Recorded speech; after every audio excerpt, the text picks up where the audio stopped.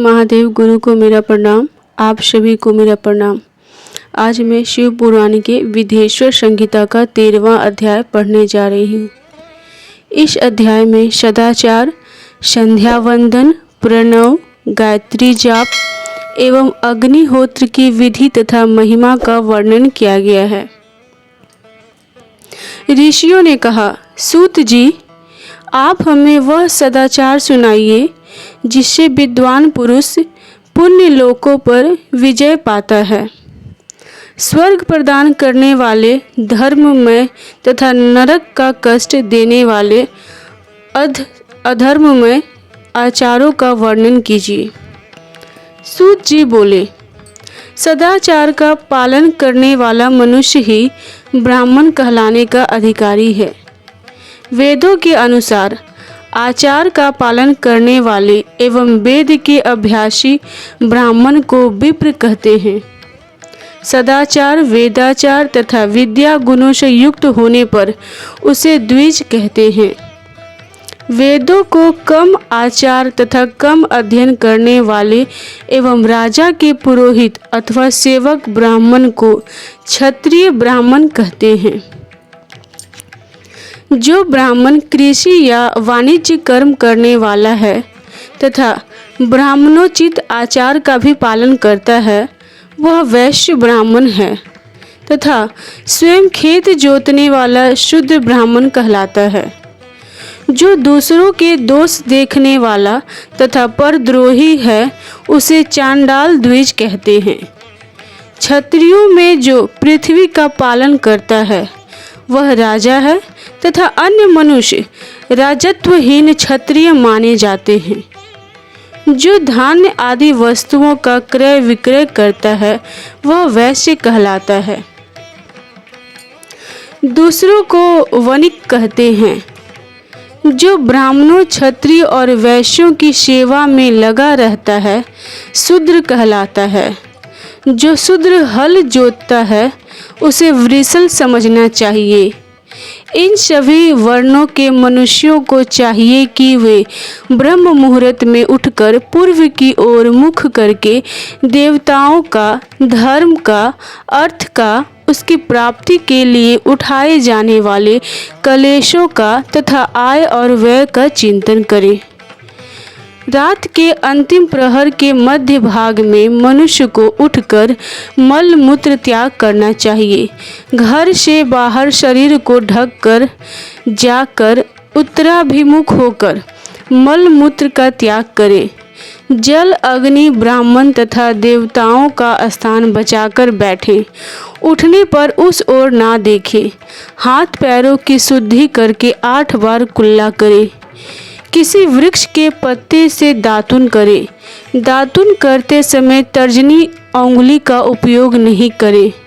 तदंतर जल संबंधी देवताओं को नमस्कार कर मंत्र पाठ करते हुए जलाशय में स्नान करें।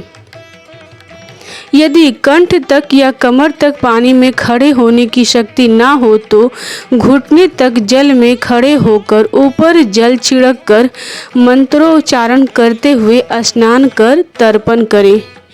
इसके उपरांत वस्त्र धारण कर उत्तरीय भी धारण करें। नदी अथवा तीर्थ में स्नान करने पर उतारे हुए वस्त्र वहां ना धोएं। उसे किसी कुएं, बावड़ी अथवा घर ले जाकर धोएं। कपड़ों को निचोड़ने से जो जल गिरता है, वह एक श्रेणी के पितरों की तृप्ति के लिए होता है। इसके बाद जाबाली उपनिषद में बताए गए मंत्र से भस्म लेकर लगाएं। इस विधि का पालन करने से पूर्व यदि भस्म गिर जाए तो गिराने वाला मनुष्य नरक में जाता है। आपोहिष्टा मंत्र से पाप शांति के लिए सिर पर जल छिड़ककर यस्य छयाय मंत्र पढ़कर पैर पर जल छिड़के। आपोहिष्टा में 3 ऋचाएं हैं। पहली ऋचा का पाठ कर पैर मस्तक और हृदय में जल छिड़के। दूसरी ऋचा का पाठ कर मस्तक, हृदय और पैर पर जल छिड़के तथा तीसरी ऋचा का पाठ करके हृदय, मस्तक और पैर पर जल छिड़के। इस प्रकार के स्नान को मंत्र स्नान कहते हैं।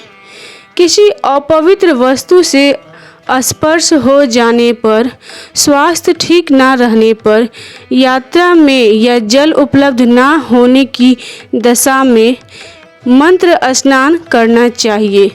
प्रातः काल की संध्योपासना में गायत्री मंत्र का जप करके 3 बार सूर्य को अर्घ्य दें। मध्याह्न में गायत्री मंत्र का उच्चारण कर सूर्य को एक अर्घ्य देना चाहिए। सायंकाल में पश्चिम की ओर मुख करके पृथ्वी पर ही सूर्य को अर्घ्य दें। सायंकाल में सूर्यास्त से 2 घड़ी पहले की गई संध्या का कोई महत्व नहीं होता। ठीक समय पर ही संध्या करनी चाहिए।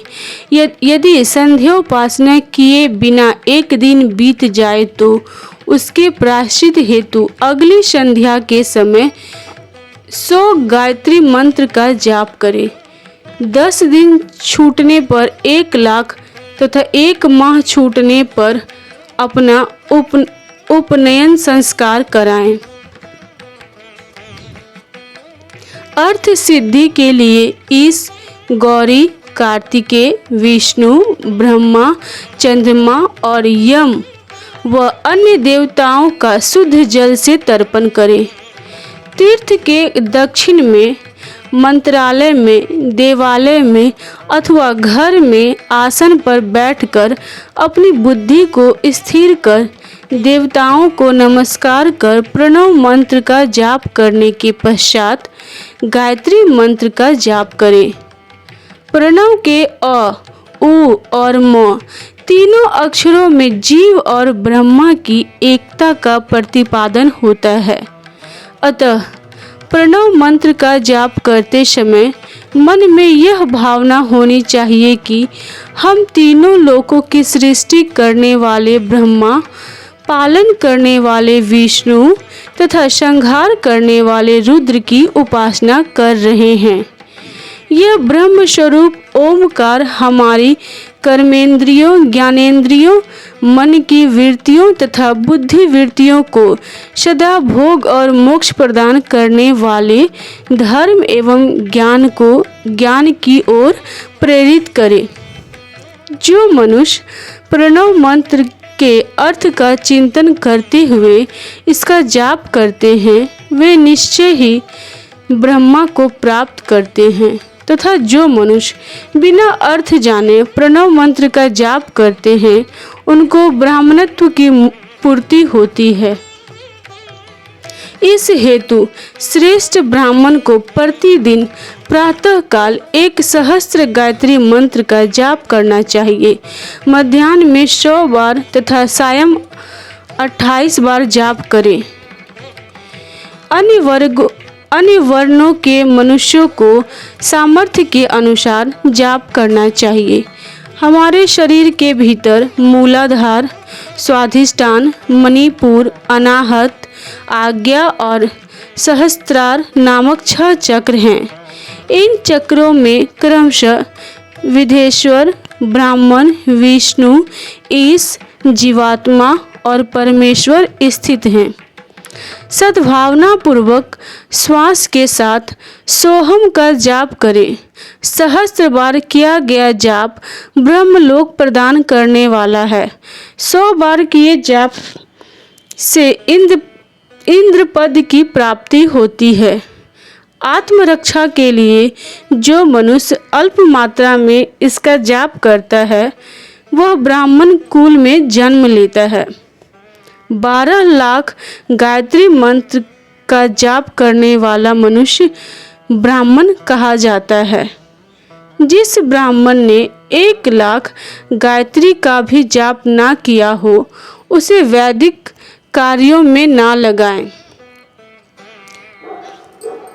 यदि एक दिन उल्लंघन हो जाए तो अगले दिन उसके बदले में उतने अधिक मंत्रों का जाप करना चाहिए।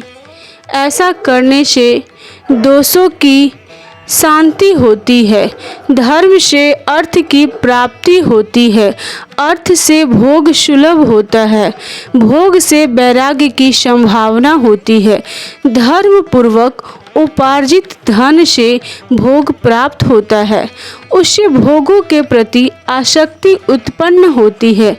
मनुष्य धर्म से धन पाता है एवं तपस्याओं से दिव्य रूप प्राप्त करता है।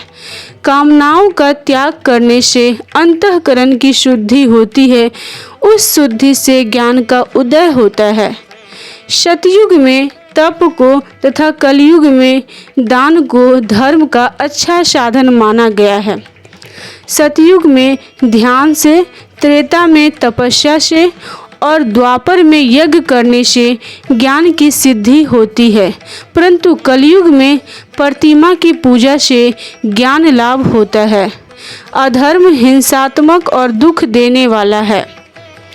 धर्म से सुख व अभ्युदय की प्राप्ति होती है, दुराचार से दुख तथा सदाचार से सुख मिलता है। अतः भोग और मोक्ष की सिद्धि के लिए धर्म का उपार्जन करना चाहिए। किसी ब्राह्मण को 100 वर्ष के जीवन निर्वाह की सामग्री देने पर ही ब्रह्मलोक की प्राप्ति होती है।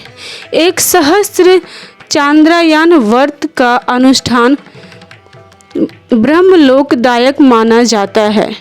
दान देने वाला पुरुष जिस देवता को सामने रखकर दान करता है, अर्थात जिस देवता को वह दान द्वारा प्रसन्न करना चाहता है, उसी देवता का लोक उसे प्राप्त होता है।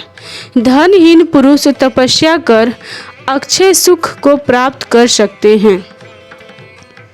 ब्राह्मण को दान ग्रहण कर तथा यज्ञ करके धन का अर्जन करना चाहिए। क्षत्रिय बाहुबल से तथा वैश्य कृषि एवं गौरक्षा से धन का उपार्जन करे। इस प्रकार न्याय से उपार्जित धन को दान करने से दाता को ज्ञान की सिद्धि प्राप्त होती है एवं ज्ञान से ही मोक्ष की प्राप्ति सुलभ होती है। गृहस्थ मनुष्य को धन धान आदि सभी वस्तुओं का दान करना चाहिए। जिसके अन्न को खाकर मनुष्य कथा श्रवण तथा सद्कर्म का पालन करता है, तो उसका आधा फल दाता को मिलता है। दान लेने वाले मनुष्य को दान में प्राप्त वस्तु का दान तथा तपस्या द्वारा पाप की शुद्धि करनी चाहिए। उसे अपने धन के 3 भाग करने चाहिए, एक धर्म के लिए, दूसरा वृद्धि के लिए एवं तीसरा भोग के लिए। धर्म के लिए रखे धन से नित्य नैमित्तिक और इच्छित कार्य करें। वृद्धि के लिए रखे धन से ऐसा व्यापार करें जिससे धन की प्राप्ति हो तथा उपभोग के धन से पवित्र भोग भोगे। खेती से प्राप्त धन का 10वां भाग दान कर दे, इससे पाप की शुद्धि होती है। वृद्धि के लिए किए गए व्यापार से प्राप्त धन का 6वां भाग दान देना चाहिए। विद्वान को चाहिए कि वो दूसरों के दोषों का बखान ना करे। ब्राह्मण भी दोषवश दूसरे के सुनने या देखे हुए छिद्र को कभी प्रकट ना करे।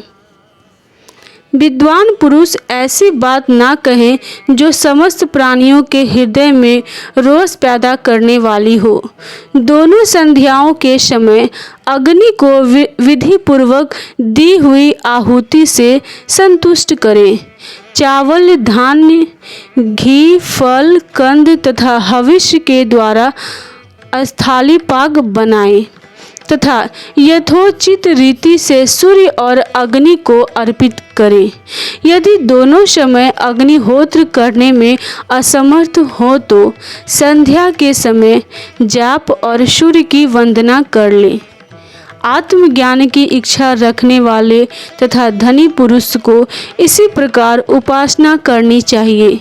जो मनुष्य सदा ब्रह्म यज्ञ करते हैं, देवताओं की पूजा, अग्नि पूजा और गुरु पूजा प्रतिदिन करते हैं तथा ब्राह्मणों को भोजन तथा दक्षिणा देते हैं, वे स्वर्ग लोक के भागी होते हैं।